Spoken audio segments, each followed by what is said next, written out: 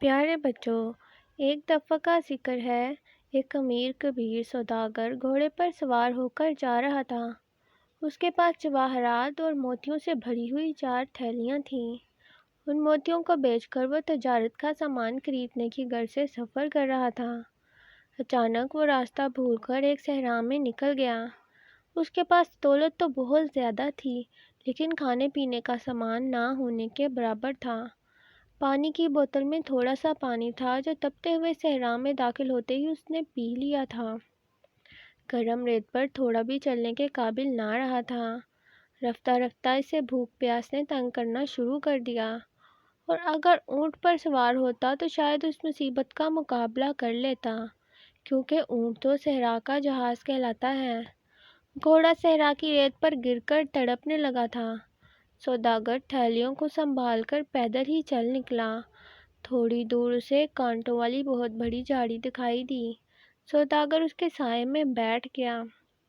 اس نے اپنی کمر سے بندھی ہوئی 4 تھیلیاں نکالیں، پھر چمکتے ہوئے قیمتی موتیوں کو دیکھنے لگا۔ وہ موتی جن کی چمک سے وہ خوش ہوا کرتا تھا، اسے پتھروں سے بھی کم قیمت لگ رہے تھے۔ اس کی صرف ایک ہی خواہش تھی کہ کاش وہ جواہر کے دانے جوار یا گندم کے دانوں میں تبدیل ہو جائیں، کم از کم اس کی بھوک تو مٹ جائے گی۔ رفتہ رفتہ سورج ڈھلنے لگا تو صحرا کی گرم ریت ٹھنڈی ہو گئی۔ اسے جھاڑی کی جڑوں کو کھودا تو گیلی ریت دیکھ کر بہت خوش ہوا۔ گیلی جڑوں کو چوس کر اس نے اپنی پیاس بجھانے کی کوشش کی۔ اب بھوک نے اس کا برا حال کر دیا تھا۔ رات ختم ہوئی تو اس نے سورج سر پر آنے سے پہلے صحرا سے نکل جانے کا ارادہ کیا، لیکن وہ صحرا اتنا بڑا تھا کہ سوداگر چلتے چلتے تھک گیا تھا، مگر صحرا ختم ہونے کا نام ہی نہیں لے رہا تھا۔ دھوپ میں تیزی آئی تو جواہرات کی قیمتی تھیلیاں اسے بڑی بوجھل محسوس ہونے لگیں۔ اسے چاروں تھیلیوں کو غور سے دیکھا، پھر سب سے بڑی تھیلی نکارہ بوجھ کی طرح ریت پر پھینک دی۔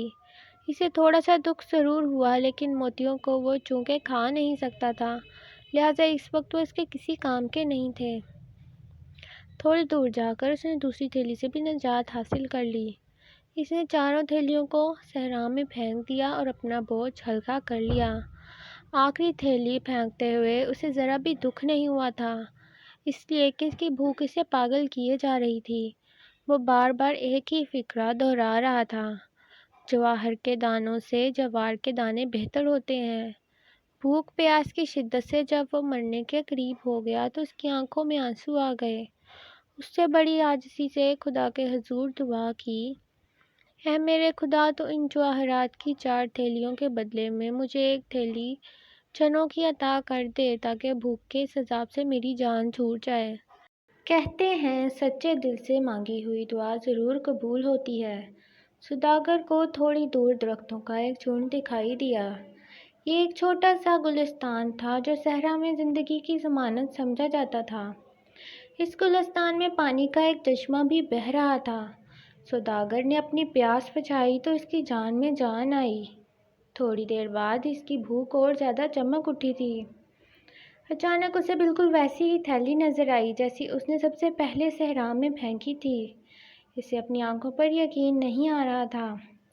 تھیلی موتیوں سے بھری ہوئی دکھائی دے رہی تھی۔ اس نے کانپتے ہوئے ہاتھوں سے تھیلی کو کھولا۔ ایک بار پھر اس نے عاجزی سے اللہ سے دعا کی: یا اللہ، اس تھیلی میں اگر موتی ہیں تو ان کو بھنے ہوئے چنوں میں بدل دے۔